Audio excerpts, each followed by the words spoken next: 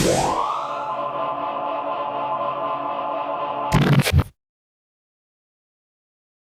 I'm Criscione, op-ed writer for the Chingford Pulse.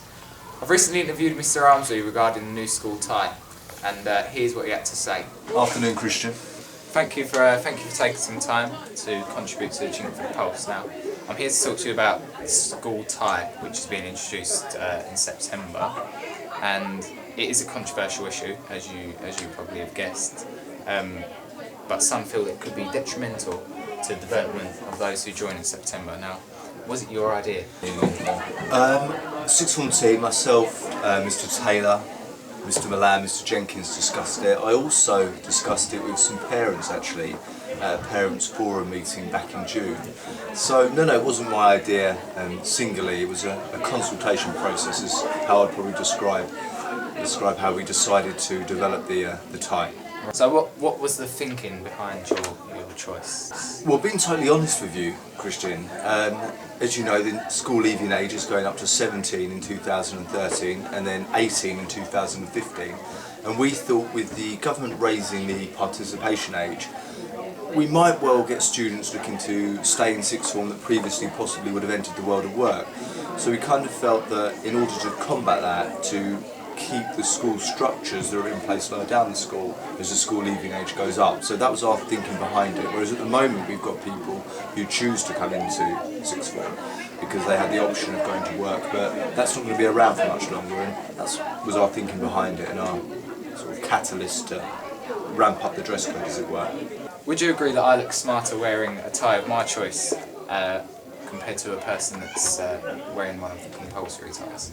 I mean, Christian, on a personal note, I've always thought that how you attire yourself is immaculate. I mean, you're the best dressed person in sixth form, and if everyone had your dress sense and was able to sort of look as dapper as you do, then maybe we wouldn't need it. But I kind of feel some of the boys maybe necessarily would possibly benefit from having a more rigid approach and saying, this is a tie that everyone's going to be wearing. But I do stand by that point. If everyone did dress as smartly as you did, then maybe we wouldn't have needed to develop the tie. But because they don't, we felt that it's a good way in which to make sure everyone is relatively smart.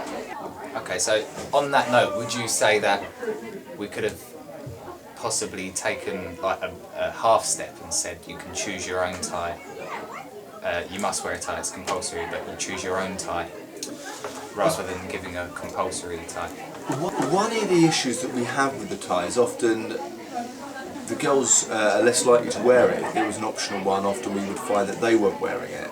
The boys, I suppose, maybe it wasn't as much of an issue, whereas by having the compulsory tie for both the girls and the boys, it makes it much simpler for us to enforce and say this is a tie that everyone has to wear.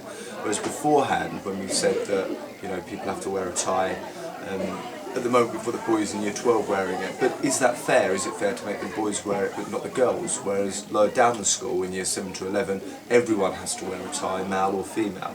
So we thought in the interests of fairness as well, having a single tie that everyone has to wear is a lot more equal.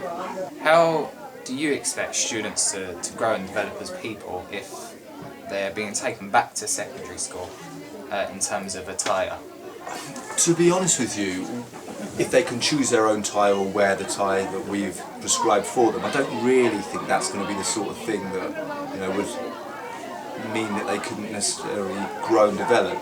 What would see students grow and develop is doing extracurricular things, things outside the classroom that broaden their knowledge and understanding. So, being totally honest with you, I don't really feel having a prescribed tie is going to prevent anyone from growing and developing. I think that what we need to ensure as a sixth form is that there's extracurricular activities and there's things for the students that can become involved in outside of their lessons that is going to be fundamental to their growth. Some students, in fact most students, say that with this new tie and with a black suit, it makes us look like students from Gryffindor in Harry Potter.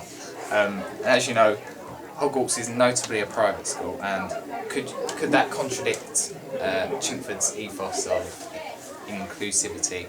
And what's your responses? What are your opinions? I suppose in an ideal world, if we were able to have a private school ethos in a public school setting, then I think that would probably be in the best interest for the students. I mean, if we look at the private schools, A-level results, in the top 50 A-level results, only 3 are state schools, grammar schools, and the evidence does suggest that private schools do perform, significantly better than state schools. So if we were able to develop that sort of ethos within a state setting where people don't have to pay to come to, and I think that's going to lead to better results and ultimately improve the life chance of the students, which I think that's what teaching's about. I mean, ultimately what we want people to do is move on to university in the world of work, and the higher the level of qualifications they have, the better chance they're going to have of doing that.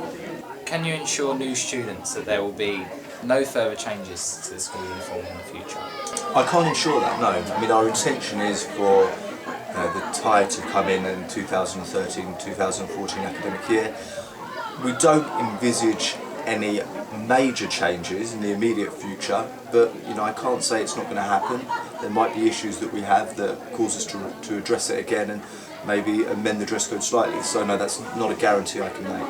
Well, thank you very much indeed for having us here, and we look forward to speaking to you more in the future. So, thank you.